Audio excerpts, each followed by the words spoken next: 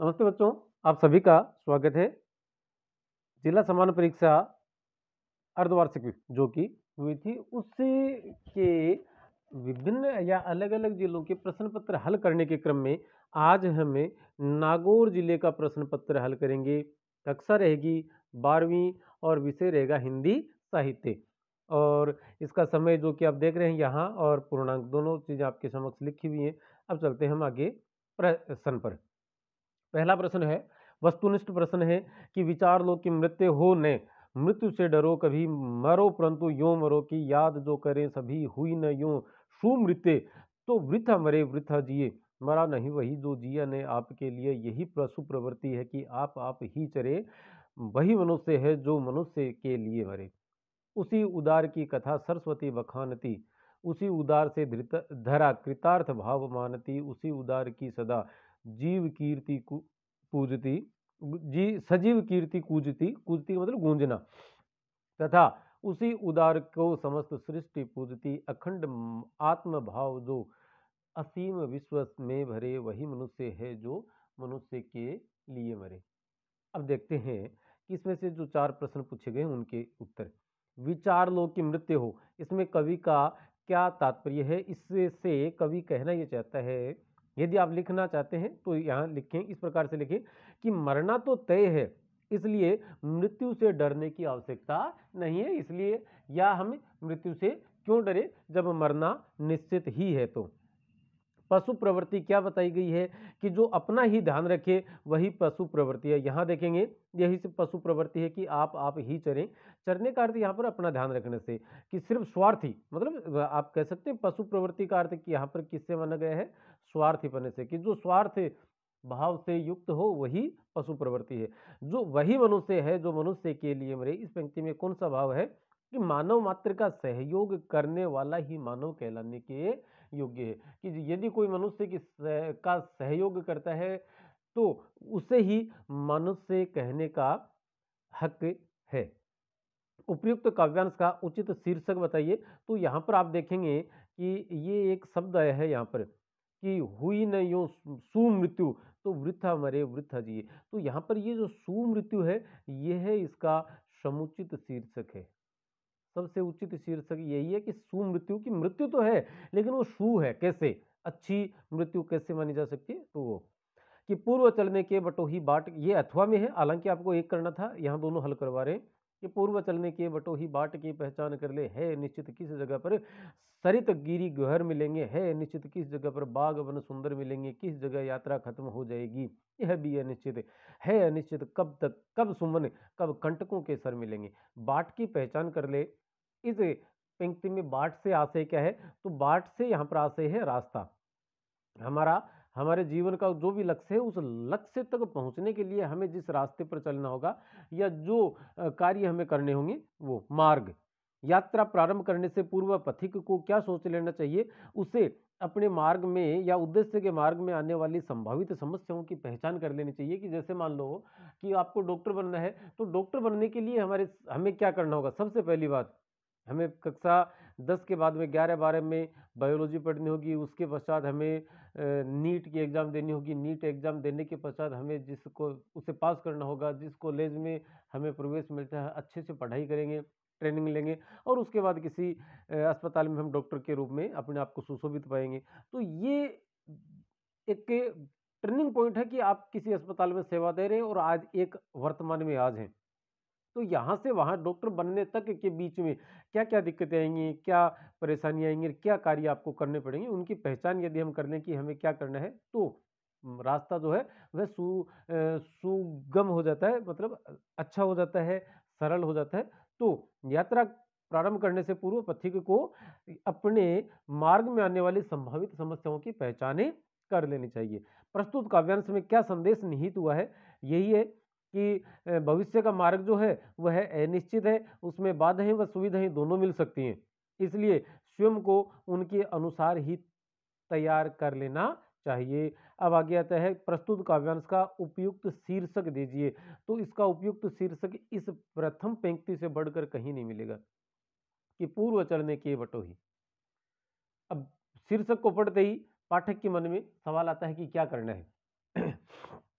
अगला प्रश्न है कि आज देश स्वतंत्र है, हमें अपनी शक्ति की वृद्धि करनी है जिससे हमारी स्वतंत्रता की रक्षा हो सके। आए दिन ऐसे संकट हमें चुनौती देते रहते हैं जिनसे निपटने के लिए एक शक्तिशाली सेना की आवश्यकता है। यदि विद्यालयों में ही देश सेवा की यह भावना सुदृढ़ हो जाए तो भविष्य के लिए बड़ी तैयारी हो सकेगी। प्राचीन भारत में आश्रमों में वेद शास्त्रों के साथ साथ अस्त्र शस्त्र की शिक्षा दी जाती थी। सैनिक शिक्षा से शारीरिक शक्ति के साथ साथ मानवीय गुणों का भी विकास होता है। सेवा, तत्परता, परिश्रमता, निर्भयता आदि गुण इस दशा में अपने आप ही आ जाते हैं। तो हमें अपनी शक्ति की वृद्धि क्यों करनी चाहिए? हमें प्रथम पंक्ति में देखेंगे कि हमें अपनी शक्ति की वृद्धि करनी है जिससे हमारी स्वतंत्रता की रक्षा हो सके। तो हमें अपनी स्वतंत्रता की रक्षा के लिए शक्ति में वृद्धि करनी है। सैनिक शिक्षा का क्या महत्व है? आप यहाँ देखेंगे कि सैनिक शिक्षा से यहाँ देखेंगे आप कि सैनिक शिक्षा से शारीरिक शक्ति के साथ साथ मानवीय गुणों का भी विकास होता है। अगला प्रश्न है, प्राचीन काल में आश्रमों में वेद शास्त्रों के साथ कौन सी शिक्षा दी जाती थी? ठीक इससे पहले वाली पंक्ति, प्राचीन काल में आश्रमों में वेद के साथ साथ अस्त्र शस्त्र की शिक्षा दी जाती थी। और गद्यांश का उचित शीर्षक लिखिए, तो उचित शीर्षक हम लिखेंगे देश व सेना या सेना व स्वतंत्रता। इस प्रकार से इसका उत्तर हम कर सकते हैं। अगला जैसे अब ये है अगला एक पैराग्राफ कि स्वतंत्रता का मर्म समता है, विषमता से ये विषय मता आ गया, विषमता है से स्वतंत्रता भंग हो जाती है। बाह्य रूपों की क्षमता चाहे संभव न हो किंतु आंतरिक भाव की क्षमता स्वतंत्रता का आधार है। सभ्यता और संस्कृति के वृक्ष और लताएं भी समता के मार्ग में शोभित होती हैं। समता का मार्ग मूल तत्व यही है कि बाह्य विषमता होते हुए भी मनुष्य की दृष्टि में हम समान हैं। मनुष्यता के भावों का संबंध बाह्य विषमताओं से संकुचित नहीं होता। मनुष्यता की दृष्टि से कोई भी मनुष्य दूसरे मनुष्य से श्रेष्ठ नहीं है। मानवीय और नैतिक गुणों का उत्कर्ष भी इस मानवीय समता को खंडित नहीं कर सकता। नवीनता, सक्रियता, स्वतंत्रता आदि की अतिरिक्त क्षमता मानवीय उल्लास का मूल स्रोत माना जाता है। अब जैसे यहाँ एक बार पढ़ रहे हैं, लेकिन आपको अब जब आप परीक्षा दे रहे होते हैं, एग्जाम हॉल में होते हैं, तो कम से कम आपको ये जो पैराग्राफ होते हैं उनको कम से कम 2 से 3 बार पढ़ना जरूरी है, तब हम और अच्छे तरीके से इसके जवाब दे पाएंगे। पहला प्रश्न है, समता का मूल तत्व क्या माना गया है? समता का मूल तत्व क्या माना गया है? तो आप यदि ऊपर देखेंगे तो यहाँ देखेंगे कि बाह्य रूपों की समता कि समता का मूल तत्व यही है कि बाह्य विषमता होते हुए भी मनुष्य की दृष्टि में सब समान है। अर्थात समता का मूल तत्व यह है कि अनेक प्रकार की विषमताओं के बावजूद भी हम समान हैं। अगला प्रश्न है, आंतरिक भाव की क्षमता किस पर निर्भर करती है? तो आंतरिक भाव की क्षमता किस पर निर्भर करती है? ये जो जवाब है आपको कहाँ मिलेगा? आंतरिक भाव की क्षमता स्वतंत्रता का आधार है। किस पर निर्भर करती है? स्वतंत्रता पर निर्भर करती है। सॉरी, किसका आधार है? स्वतंत्रता का। सभ्यता और संस्कृति किससे शोभित होती है? सभ्यता और संस्कृति के वृक्ष और लताएं भी क्षमता के मार्ग में ही शोभित होती है। तो सभ्यता और संस्कृति को वृक्ष और लता माना है, तो ये किसके रूप में कहाँ शोभित होती है? क्षमता के मार्ग पर या समता या समानता के मार्ग पर। अगला प्रश्न है, गद्यांश का उपयुक्त शीर्षक दीजिए। तो उपयुक्त शीर्षक इसका होगा समता। समता या समानता लिख दो आप। यह दीप अकेला कविता किस कवि की रचना है? तो ये अजय की रचना है। मुक्त छंद के प्रवर्तक माने जाते हैं प्रसाद। माधुर्य गुण में किन वर्णों की अधिकता रहती है? माधुर्य वर्णों में गुण में किन वर्णों की अधिकता रहती है? कठोर और ऊष्म, अनुनासिक। कठोर तो ओज में आते हैं, ऊष्म ये रेलवे वाले। हाँ, ऊष्म वर्णों की सॉरी ये रेलवे तो अंतस्थ होते हैं, से है वाले, तो ये भी नहीं होंगे। अनुनासिक वर्णों की आवृत्ति इसमें अधिक रहती है। काव्य दोष किसे कहते हैं? तो काव्य दोष कहते हैं कि काव्य का सौंदर्य काव्य के सौंदर्य का अपकर्ष करने वाले तत्व ही काव्य दोष कहलाते हैं। अर्थात काव्य की रसानुभूति, काव्य में जो रस की अनुभूति होनी चाहिए थी वह मनुष्य पाठक श्रोता तक पहुंचे, उसका अपकर्ष करने वाले जो तत्व हैं उन्हें ही काव्य दोष कहते हैं। शब्द विन्यास क्या है? कि शब्दों को संवार कर यथा स्थान पर जमाने की प्रक्रिया को ही शब्द विन्यास कहा जाता है।